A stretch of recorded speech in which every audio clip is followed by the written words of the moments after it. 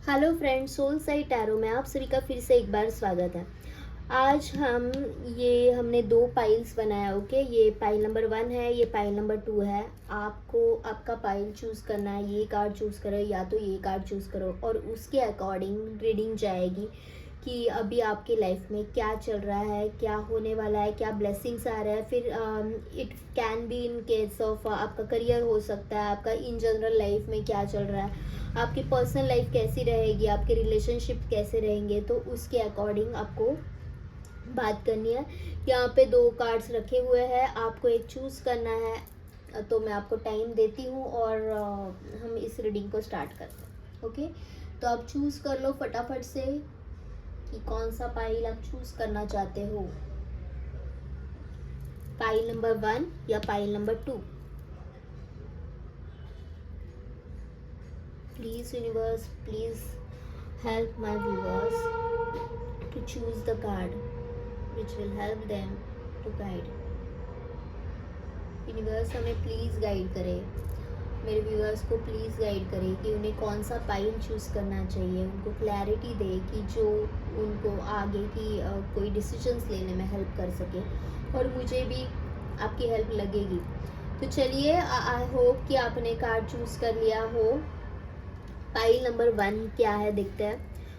King of wands और pile number 2 के लिए है 10 ऑफ स्वॉर्ड्स। ओके, तो हम सबसे पहले पाइल नंबर 1 की रीडिंग करते हैं। ओके, मैं नीचे डिस्क्रिप्शन बॉक्स में टाइमिंग डाल दूंगी कि पाइल नंबर 2 वालों को कहाँ से देखना स्टार्ट करना है। ओके, तो आपका टाइम भी वेस्ट नहीं होगा, कि ऐसा नहीं होगा कि आप पाइल नंबर 1 देखते बैठे और आपका टाइम वेस्ट हो रहा है। तो जिन्होंने भी पाइल नंबर 1 चूज़ किया है, किंग ऑफ वॉन्ड्स का जिन्होंने भी कार्ड चूज़ किया है, तो उनके लिए रीडिंग क्या है ये देखते हैं। यूनिवर्स के क्या मैसेजेस है, क्या गाइड है, आपकी लाइफ में क्या आ रहा है, क्या होने वाला है, आपकी लव लाइफ, करियर, ओवरऑल क्या होने वाला है। यूनिवर्स को थैंक यू बोले और हमारी रीडिंग को स्टार्ट करें। ये अपने आप ही आ गया तो मैं इसे ले लेती हूँ। ओके,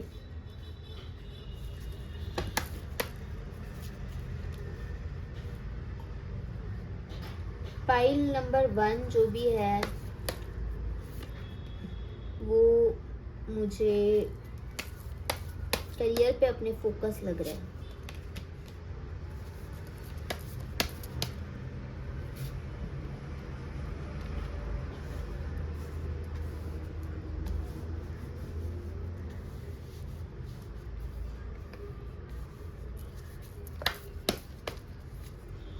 और एक कार्ड निकाल लेते हैं।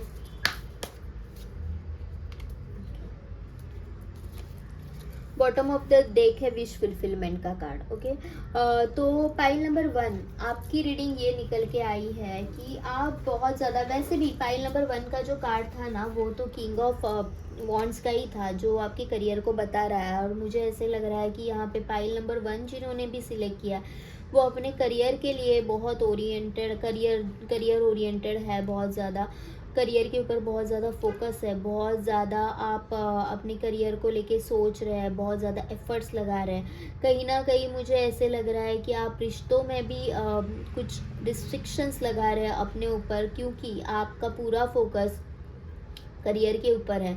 तो आप अपने आप को कहीं ना कहीं रिस्ट्रिक्ट करके रख रहे हो, कहीं ना कहीं बांध के रख रहे हो, ऐसे मुझे लग रहा है। यहाँ पे आपको एक न्यू अपॉर्चुनिटी आने वाली है, कहीं पे बाहर जाने के योग आ सकते हैं जिसके लिए आप ट्रैवलिंग करें। अगर आप इंडिया से बाहर जाना चाहते हो तो काम के सिलसिले में, या फिर जहाँ पे हो उस सिटी से अगर अलग सिटी में आपको कोई जॉब ऑफर आप सर्च कर रहे हो तो आपके पास वो भी आ सकते हैं। एक सेलिब्रेशन आपके लाइफ में आ रहा है, आप आपके दोस्तों के साथ, आपके लव्ड वन के साथ एक सेलिब्रेशन कर सकते हो।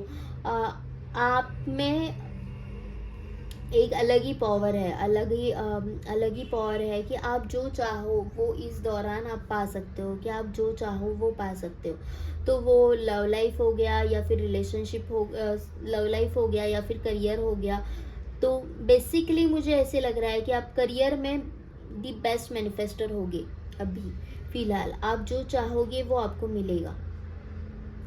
आपको एक क्लैरिटी आ रही है, क्लैरिटी ऑफ थॉट आ रही है कि मुझे लाइफ में करना क्या है और मुझे लाइफ से चाहिए क्या, मुझे कहाँ पे अपना कितना टाइम देना है। एक विश फुलफिलमेंट है, आपके पास सब है, अभी फ़िलहाल आप बहुत खुश हो, आपके पास आपकी फैमिली है, आपके पास आपका करियर है, बहुत सही चल रहा है। ऑल्दो आपको बहुत ज़्यादा स्ट्रेंथ लगाने पड़ रही है और बहुत सारे ऑब्स्टेकल्स भी है, ऐसा नहीं है कि सब स्मूथली चल रहा है, बहुत सारे ऑब्स्टेकल्स भी है, लेकिन आप फिर भी इन सबको बहुत अच्छे से मैनेज कर पा रहे हैं। आपने गिव अप नहीं किया, आप गिव अप नहीं कर रहे हो, आपने ठान लिया है कि ये चीज़ मुझे चाहिए तो चाहिए, मैं पाकर रहूँगी। ओके, तो उसके लिए जो भी करना पड़े, जो भी करना पड़े, तो आप वो कर रहे हैं।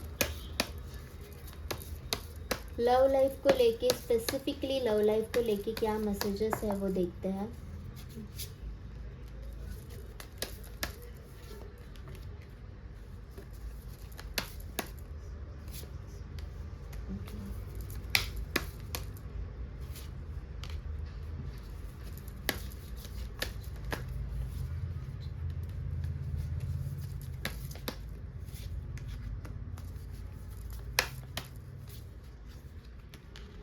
मुझे यहाँ पे लव लाइफ को लेके ना थोड़ी सी ऐसी एनर्जीज आ रही है कि आप दोनों को भी कोई क्लैरिटी नहीं मिल रही है, दोनों भी कंफ्यूज हो, ऐसे मुझे लग रहा है। अपने आप को एक रिस्ट्रिक्ट लगा कर रहे हो, अपने आप के ऊपर रोक लगा रहे हो, खुद ही सोच रहे हो मन में कि ऐसे हो रहा है, वैसे हो रहा है। एक दूसरे के साथ बात करने की जगह आप क्या कर रहे हो पता है, खुद ही डिसाइड कर रहे हो कि सामने वाले के मन में ये होगा, और उस वजह से खुद ही उदास होना। बात करोगे तो जो भी कन्फ्यूजन है वो आपका दूर हो जाएगा, लेकिन आप बात ही नहीं कर रहे हो, कि आप बात नहीं कर रहे हो, आप बस एक दूसरे के ऊपर सोच रहे हो कि नहीं ऐसे हुआ रहेगा, वैसे हुआ रहेगा, लेकिन आप बातों से, कम्युनिकेशन से भाग रहे हो। यहाँ पे किसी ने आप कि इस रिश्ते को नज़र लगाई है, ऐसे भी मुझे लग रहा है, या तो आपकी खुद की लगी है, लेकिन या तो किसी और की लगी है। मुझे यहाँ पे ज़्यादा से ज़्यादा ऐसे लग रहा है कि किसी और की नज़र लगी है, ऐसे मुझे लग रहा है। ओके, तो नज़र उतारो भाई अपने रिश्ते की। कभी कभी ज़्यादा प्यार होने से या फिर ज़्यादा सबके साथ डिस्कस करने की ज़रूरत नहीं है कि मेरे लाइफ में ऐसे चल रहा है, मेरे लाइफ में वैसे चल रहा है, कोई ज़रूरत नहीं है आपको किसी को बताने की। तो वो अपने तक ही रखो, क्योंकि लव लाइफ वो ऐसी चीज़ है कि हर कोई चाहता है कि मेरे लाइफ में प्यार रहे, मेरा लाइफ बहुत बढ़िया हो। तो ये चीज़ें नहीं करनी चाहिए। जैसे कि आप अगर कहीं पे पिकनिक पे जा रहे हो, घूमने जा रहे हो साथ में, तो हम लोग पोस्ट कर देते हो, फेसबुक पे डाल दिया, इंस्टा पे डाल दिया, तो लोगों की नज़रें लग जाती है, लोगों की नज़र लग जाती है कि ये लोग कितना एंजॉय कर रहे हैं, ये दोनों में कितना कंपैटिबिलिटी है, कितना अच्छा एक दूसरे को अंडरस्टैंड कर रहे हो। तो उस वजह से भी चीज़ें ख़राब हो जाती है, कई बार ये हो जाता है। कहीं ना कहीं करियर के चक्कर में आप या फिर आपकी पार्टनर एक दूसरे को ग्रांटेड भी ले रहे हैं, एक दूसरे को ग्रांटेड ले रहे हैं। मुझे यहाँ पे लग रहा है कि एक पार्टनर ऐसे हो सकता है कि जो उम्र में आपसे छोटा हो, या फिर आप उम्र में बहुत छोटे हो, तो एक करियर सॉरी एज डिफरेंस है, यहाँ पे एज डिफरेंस है। तो एज डिफरेंस की वजह से भी एक मिसकम्युनिकेशन हुआ है आप दोनों में, आप चीज़ों को सॉर्ट आउट नहीं कर पा रहे हो। आपका नज़रिया अलग है, सामने वाले का नज़रिया अलग है। कन्फ्यूजन की एनर्जीज में है आपके पार्टनर, वो कंफ्यूज्ड है, उनको समझ में नहीं आ रहा है कि एग्जैक्टली मुझे इस रिलेशनशिप के साथ डील कैसे करना है। ऑल्दो कि वो चाहते हैं आपसे बात करना, आपके साथ कम्युनिकेट करना, वो चाहते हैं कि आपके साथ बात करे, कम्युनिकेट करे, लेकिन वो फिर भी आपको समझ नहीं पा रहे कि इसके मन में क्या चल रहा है। ओके, इनको ऐसे लग रहा है कि कहीं ना कहीं आप उनको उतना प्रायोरिटी नहीं दे रहे हो, आप अपने आप को ज़्यादा प्रायोरिटी दे रहे हो, और उनको कहीं आप ग्रांटेड ले रहे हो। ऐसे मुझे लग रहा है कि आप उनको ग्रांटेड ले रहे हो, ये अभी फ़िलहाल इनकी सोच है।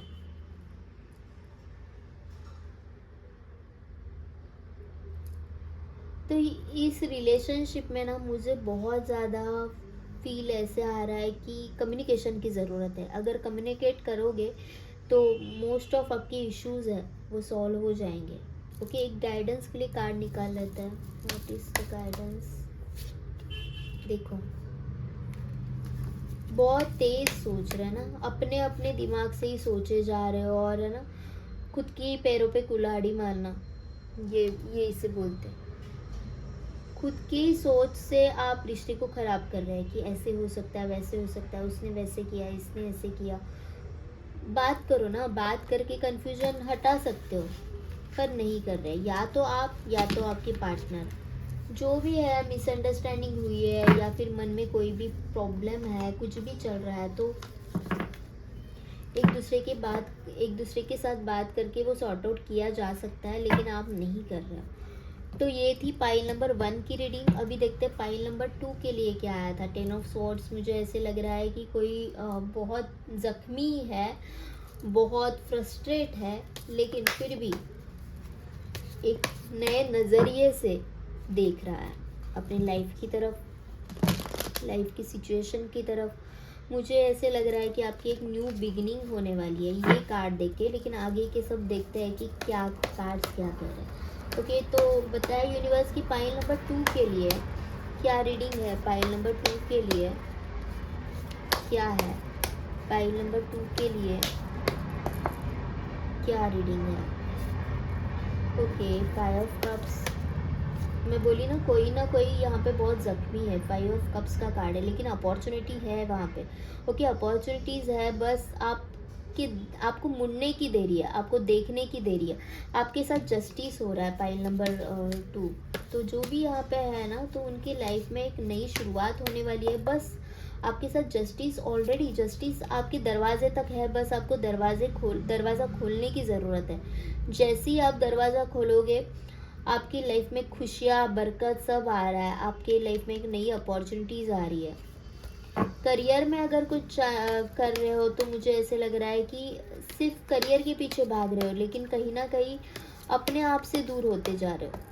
अपने आप से दूर होते जा रहे हो, खुद की तरफ ध्यान नहीं है। पूरा का पूरा ध्यान में मेरा करियर, मेरा काम, उसी के ऊपर है। खुद के ऊपर भी थोड़ा ध्यान दो। एक्सरसाइज करो, योगा करो, मेडिटेशन करो, जो भी कर सकते हो वो करो, लेकिन खुद के ऊपर ध्यान दो। यहाँ पे किंग ऑफ स्वॉर्ड्स का कार्ड है। आप को क्लैरिटी ऑफ थॉट आ रही है। ओके, एक बोलता ना कि रिलेशनशिप खराब होने के बाद या फिर कोई चीज़ बिखरने के बाद जो क्लैरिटी चाहिए होती है ना, वो आपकी लाइफ में आ रही है। 5 of pentacles, the judgement, justice है, जजमेंट है। आपकी लाइफ में कोई ब्लेसिंग्स आ रही है। आपको अभी फ़िलहाल मुझे ऐसे लग रहा है किसी से बात करने की इच्छा नहीं है, किसी के साथ बात ना करूँ, मुझे अकेले रहना है, मुझे अकेले रहने दो, इस तरह से आपको लग रहा है। या फिर आपको ऐसे भी लग रहा हो सकता है कि कोई यहाँ पे मुझे समझने वाला नहीं है, मेरी बातों को नहीं समझ रहा है। लेकिन आप में वो कैपेसिटीज़ है, जैसे मैंने पहले भी बोला कि आप खुद के ऊपर अभी फ़िलहाल फोकस करो। बहुत हो गया करियर करियर करियर, लेकिन खुद के ऊपर कहीं ना कहीं इग्नोर कर रहे हो, इसलिए आप आपके इमोशंस को बैलेंस नहीं कर पा रहे हो। मुझे ऐसे लग रहा है कि आपको थोड़ा बहुत हेल्थ इश्यूज़ भी हो रहे हैं, मेंटल इश्यूज़ रहेंगे, आप डिस्टर्ब होते रहेंगे, ऐसे मुझे लग रहा है। तो आपको ये बैलेंस करने की ज़रूरत है। थोड़ा योगा करो, मेडिटेशन करो, माइंड स्टेबल रखो। अभी क्या हो रहा है, आपका दिल एक कह रहा है, आपका दिमाग एक कह रहा है, और आप कोई डिसीजन ही नहीं ले पा रहे। पल में आपको ऐसे लग रहा है कि ये चीज़ें कभी होगी नहीं। पल में आपको ऐसे लग रहा है कि हाँ, बहुत ज़्यादा होप्स है, ये तो सब मेरे अच्छे के लिए हो रहा है। पल में आप रोओगे, पल में आप हंसोगे। तो आपको आपकी एनर्जीज बैलेंस करने की ज़रूरत है। अभी स्पेसिफिकली आपकी लव लाइफ में क्या चल रहा है वो देखते हैं। लव लाइफ कैसी होने वाली है आपकी। Oh wow, 10 of pentacles. मैंने बोला ना कि आप अपनी नई शुरुआत कर रहे हो। यहाँ पे सब बिखर के हो गया। ओके, अभी आपकी एक नई शुरुआत होगी। मुझे ऐसे लग रहा है कि नई शुरुआत तो होने जा रही है, लेकिन फिर भी आपको अंदर से स्टक हो रहा है ना। बहुत बार ऐसे होता है कि हमारे लाइफ में इतने सारे प्रॉब्लम्स एक साथ आ जाते हैं कि हम पूरा निगेटिव हो जाते हैं उस प्रॉब्लम्स की तरफ। हमें ऐसे लगता है कि नहीं हो सकता, ये ऐसे ही रहेगा, ये सिचुएशन बदल ही नहीं सकती। किसी इंसान को लेके बात करें तो ऐसे लगता है कि ये इंसान बदल ही नहीं सकता, भाई ये होगा ही नहीं। तो आप अपने आप में एक स्टक एनर्जीज पाते हो। तो ये चीज़ है। वैसी लवर्स का कार्ड है यार, आप डिस्ट्रैक्ट हो रहे हो। प्यार तो है, उनका भी प्यार आपसे है, आपका भी प्यार उनसे बहुत ज़्यादा है, लेकिन आप दोनों भी डिस्ट्रैक्ट हो रहे हैं। कोई हो सकता है कि रिस्पॉन्सिबिलिटीज़ के कारण हो सकता है, कोई हो सकता है कि बहुत ज़्यादा सोच रहा है इसके कारण हो सकता है, कि बहुत ज़्यादा निगेटिव सोच के कारण हो सकता है कि आप एक दूसरे के प्रति निगेटिव हो रहे हो। यहाँ पे फैमिली भी मुझे लग रही है कि फैमिली रिस्पॉन्सिबिलिटीज़ है, फैमिली की वजह से आप एक दूसरे को एक दूसरे से दूर जा रहे हो। एस ऑफ वॉन्ड्स, एक नई शुरुआत होते हुए मुझे दिख रही है। The high priestess, okay, the death. Okay, जैसे मैंने बोला ना कि आपकी एक नई शुरुआत हो रही है, ट्रांसफॉर्मेशन के स्टेज वाला एक नया सवेरा है ना, वो आपकी लव लाइफ में आ रहा है। एक नया सवेरा आपकी लव लाइफ में आ रहा है। आपने ज़िंदगी को एक नए एस्पेक्ट से देखना शुरू कर दिया है, नए तरीके से जीना शुरू कर दिया है। और मैंने पहले भी कहा था कि यहाँ पे आपको मेडिटेशंस की ज़रूरत है, और मैं यहाँ पे फिर से कहूँगी कि ट्रस्ट ऑन योर इंट्यूशंस। आपको लोगों से सलाह लेने की कोई ज़रूरत नहीं है, आपको लोगों को पूछने की ज़रूरत नहीं है कि तुझे क्या लग रहा है भाई, तुझे क्या लग रही है। कोई भी कितना भी बेस्ट फ्रेंड होने दो, या फिर चाहे आपके भाई बहन, पेरेंट्स, कोई भी होने दो, रिश्ता आपका है, वो जिया आप दोनों ने है। आप दोनों को पता है कि वो इक्वेशन क्या था, आप उस रिश्ते में कितने थे, चाहे आप हो या चाहे आपके पार्टनर हो, उस रिश्ते में आप कितने थे, वो सिर्फ और सिर्फ आप दोनों को पता है। उनको जज करने वाले कोई और नहीं हो सकते, उनको जज करने वाले सिर्फ आप दोनों ही होने चाहिए कि इस रिश्ते में मैंने क्या पाया, इस रिश्ते में मैंने क्या फील किया। ये जो कुछ मैंने या फिर कुछ सालों में मैं इस रिश्ते में थी, तो मुझे इस रिश्ते ने क्या सिर्फ दुख दिए हैं, या मुझे कुछ अच्छे मेमोरीज भी दिए हैं। जब मेरा पर्सन मेरे साथ था, तो क्या मुझे वो लॉयल्टी फील हुई? जब मेरा पर्सन मेरे साथ था, तो था या थी जो भी, तो क्या मेरे पर्सन ने मुझे अपना 100% दिया, या सिर्फ वो मेरे इमोशंस के साथ खेल रहा था? ये डिसाइड करने का हक सिर्फ आपका है, और वो आपको कहीं ना कहीं पता है।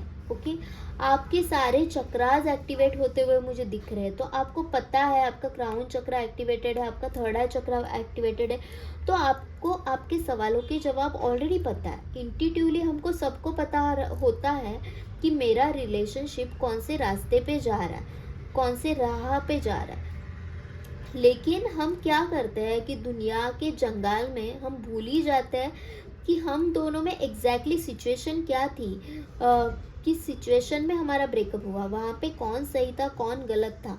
ओके, वो डिसाइड सिर्फ और सिर्फ आप ही करोगे, वो डिसाइड करने का हक किसी और का है ही नहीं।